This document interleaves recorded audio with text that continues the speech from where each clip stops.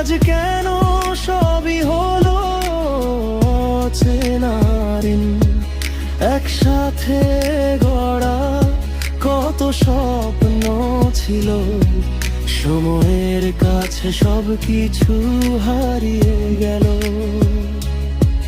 ফিরে এসেছিলে একদিন আবার, ভেবেছিলাম এবার হবে না বিচ্ছেদ,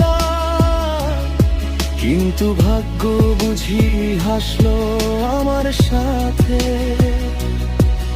আবারও তুমি হারালে অচেনা পথে।